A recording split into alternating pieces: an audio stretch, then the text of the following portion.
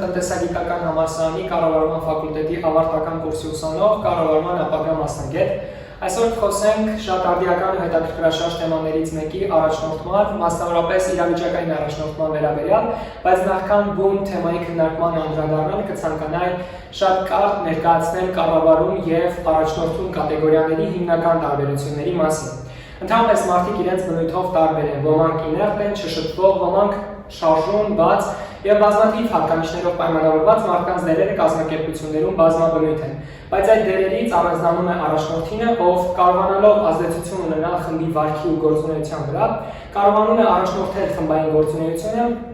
եւ որպես վերջնարդյուն հասնել դրան, որ իրագործվեն կազմակերպության առաջնային նպատակները։ Ընդհանրապես հասարակության շրջանում կան կարծրացած տեսակետներ առաջնորդում եւ կառավարում կատեգորիաների նույնացման առումով, բայց որքան էլ դրանք նույնն են, նման են, այնուամենայնիվ նույն կատեգորիաները չեն։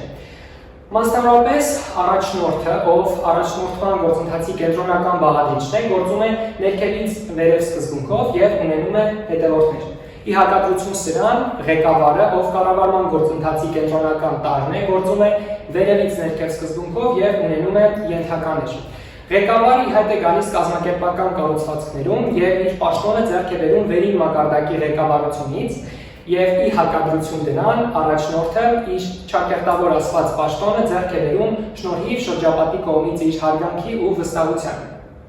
Իրականում տարբերությունները շատ են, բայց երևի թե բավարարենք կառավարման հայտնի տեսաբան Սթիվեն Քովի դիպուկ նկարագրությամբ, այն է կառավարումը հաջողության աստիճանով արդյունավետ բարձրանալն է, իսկ առաջնորդումը պարզում է արդյոք աստիճանը ճիշտ ուղղությամբ է գնում, թե ոչ։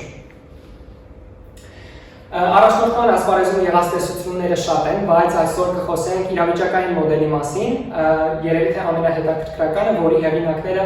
Փոլ Հերսինգ եւ Քեն Բլանչարդն են։ Ինչով է տարբերվում սա մնացյալ տեսություններից, որ առաջնորդման ոճը կախված է բուն իրավիճակից։ Տեսության մեջ անկյունաքարային են առաջարկվող երկու հարթությունները՝ առաջնորդի կողմնորոշվածությունը դեպի մարդկային հարաբերությունները եւ դեպի առաջադրանքը։ Հիմնական մեխը այս տեսության այն է, որ չկա առաջնորդման լավագույն ոճ, որը կարող է համապատասխանել բոլոր իրավիճակներին։ Արդյունավետ է համարվում այն առաջնորդը, ով կարող է հարմարեցնել իր կիրառած ոճը հետևորդների պատրաստվածության աստիճանում, իսկ ինչ է իրենից ենթադրում պատրաստվածության աստիճանը, նշել է Փոլ Հերսինգ։ Պատրաստվածության աստիճանը իրենից ենթադրում է, թե որքանով են հետևորդները ներգրավված նախագծերի իրականացման աշխատանքներում, որքանով են կոմպետենտ եւ փորձառու։ Ըստ այդմ նա տարբերակել է R1-ից R4 պատրաստվածության մակարդակներ։ R1-ը ցածր մակարդակով օժտված հետևորդներն են, ովքեր ոչ ունակ են եւ ոչ էլ ցանկություն ունեն աշխատելու։ Սրանք որպես կանոն նոր եւ ոչ փորձառու աշխատակիցներն են, ովքեր դեռևս ներգրաված չեն կազմակերպական մթնոլորտի։ R2-ում բավարար մակարդակ ունեցող հետևորդներն են, ովքեր ունեն արդեն որոշակի ցանկություն, բայց ունակ չեն դեռևս աշխատանքներ կատարելու։ R3-ը բարձր մակարդակ ունեցող հետևորդներն են, ովքեր արդեն ունեն ունակությունների որոշակի պաշար, որովհետև արդեն փորձառու են իրենց ոլորտում եւ այլն, բայց ինչ-որ չափով բացակայում է այն մոտիվացիան, որը պետք է առաջնորդման կամ ղեկավարման համակարգը վերևից նրանց հրամցնի։ Եվ R4 շատ բարձր մակարդակ ունեցող հետևորդներ, ովքեր եւ ունակ են եւ պատրաստ են իրենց վրա ստանձնել պատասխանատվություն եւ մոտիվացիան կրկին բարձր մակարդակի վրա է։ Արդեն Քեն Բլանչարդը, ով մոդելը զարգացրեց, R1-ից R4 պատրաստվածության մակարդակները վերանվանեց ու վերափոխեց զարգացման մակարդակների եւ նա իր թեորիան բացատրեց հետեւյալ կերպ, որ անձինք, ովքեր նոր են մտնում կազմակերպություն կամ նոր առաջադրանքի են ծանոթանում, անցնում են D1-ից D4 ուղիով։ D1-ում խանդավառ սկսնակներն են, ովքեր նոր են մտել կազմակերպություն եւ ամեն բան կազմակերպությունում իրենց համար գունավոր է, գունագեղ է եւ նրանք օժտված են ցածր ունակությամբ, այնուամենայնիվ ունեն բարձր ցանկություն շարժվելու D2-ում գտնվում են հիասթափված սովորողները, սրանք այն հետևորդներն են, ովքեր D1-ում վստահ են, որ ամեն բան հոյակապ է եւ Քեն Բլանչարդը հիասթափված սովորողներին բնութագրում է հետեւյալ կերպ, որ մեղրամիսը ավարտվեց։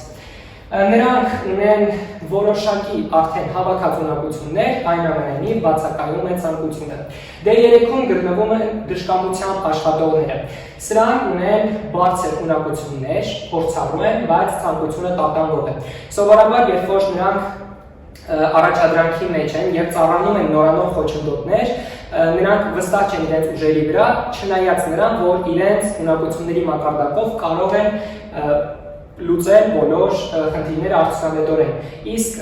այս մակարդակում գտնվողներին Քեն Բլանշարդը անվանում է բարակ սառույցի վրա գտնվողներ։ Եվ վերջապես, եթե ամեն բան հարթ ընթանա եւ հետևորդները կարողանան արդյունավետորեն լուծել ծառացած խնդիրները, նրանք անցում կկատարեն D4 զարգացման մակարդակի, որտեղ գտնվում են աստղային կատարողները, ունակությունների ու ցանկությունների գերբարձր մակարդակով օժտված հետևորդները։ Անգամ նմանօրինակ հետևորդները ավելի լավ են կատարում իրենց առջև ծառացած խնդիրները, քան իրենց արդյունավետ առաջնորդները։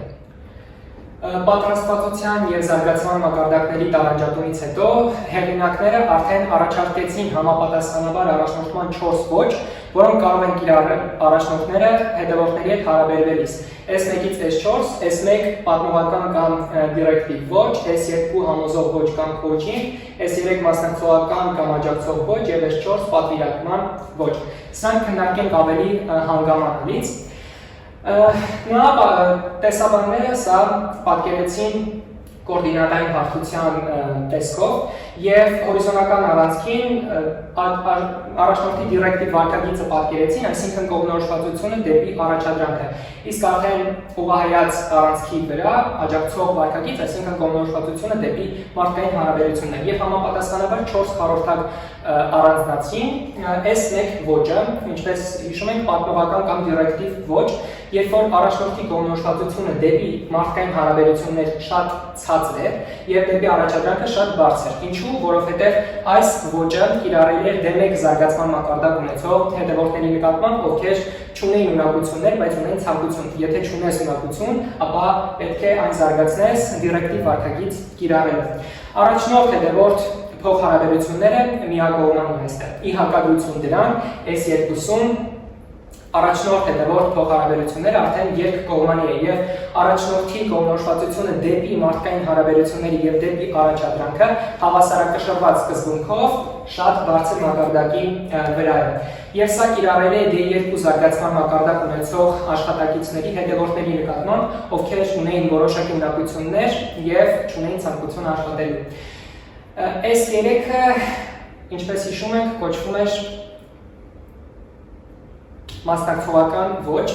եւ կիրառել է D3 զարգացման մակարդակ ունեցող հետևորդների նկատմամբ, առաջնորդի կողմնորոշվածությունը դեպի մարդկային հարաբերությունները շատ բարձր մակարդակի վրա է, որովհետեւ այս պարագայում հետևորդները չունեին ցանկություն աշխատելու, նրանց առջև ծառացել էին բազմապիսի խոչընդոտներ եւ նրանց պարզապես պետք է համոզել, որ ձեր գործունեությունը կառավարչական որոշումների արդյունավետության համատեքստում շատ կարեւոր է։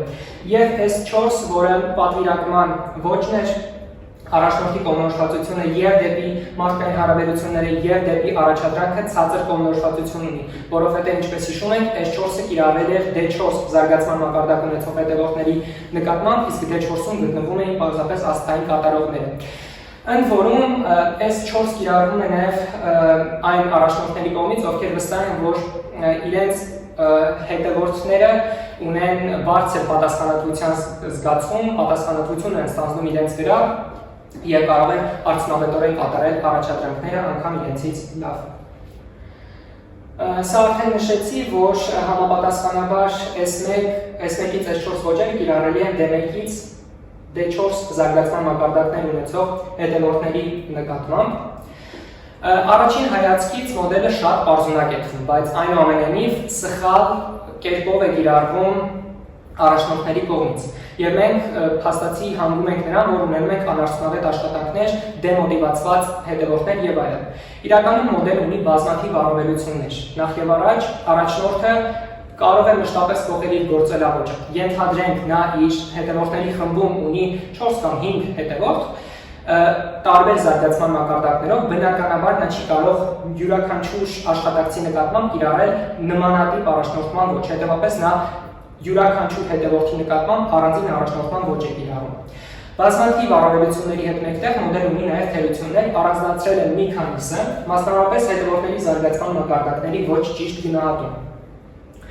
Երբ առաջնորդը սխալ է գնահատում հետևորդների զարգացման մակարդակը, հետևապես նա կիրառում է սխալ առաջնորդման ոճ։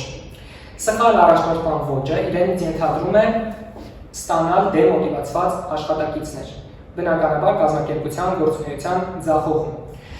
Երկրորդ կարևորագույն թերությունը երկարաժամկետ նպատակների ձախողում, որովհետև առաջնորդման իրավիճակային մոդելը հենվում է կարճաժամկետ նպատակների,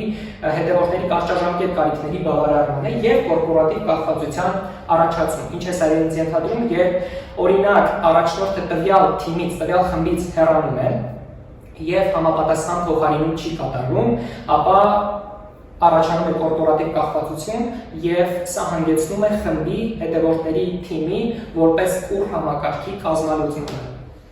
Այսպիսով որպես եզրակացություն, ընդհանրապես ցանկացած տեսություն գործնականում կիրառվելով ապացուցում է իր յուրօրինակությունը եւ արդիականությունը։ Եթե այս տեսությունը ինտեգրենք հայաստանյան իրականություն, ապա մենք կարող ենք ինչ-որ ցավի ականատես լինել, քանի որ հայկական կազմակերպությունները, հայկական կազմակերպությունների առաջնորդները եւ ղեկավարները ցավոք շատ հեռու են տեսությունը դարձնել գործնական։ Եվ հաճախ, երբ որ մենք ականատես ենք լինում անարդյունավետ աշխատանքի, ոչ արտադրողական աշխատակիցների աշխատանքի, մենք զարմանում ենք, որ սխալ առաջնորդման ոչ է կիրառվել, սխալ կառավարման ոչ է կիրառվել, բայց սխալը այն է, որ առաջնորդները եւ ղեկավարները պարզապես չեն կիրառում տեսությունները եւ տեսությունը մնում է լոկ տեսություն։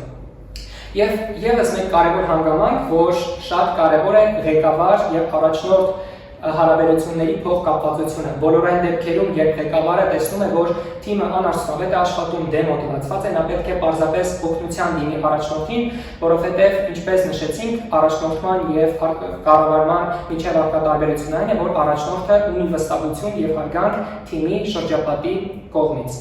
Եվ եթե այս ամենը մենք ունենանք, եթե ղեկավարները, առաջնորդները կարողանան տեսությունը դարձնել գործնական, մենք կարող ենք մեր այսօրվա ներկայացումը համարել իրատեսական եւ կարող ենք Հերսի եւ Բլանչարդի մոդելի կիրարկումը համարել ստացված։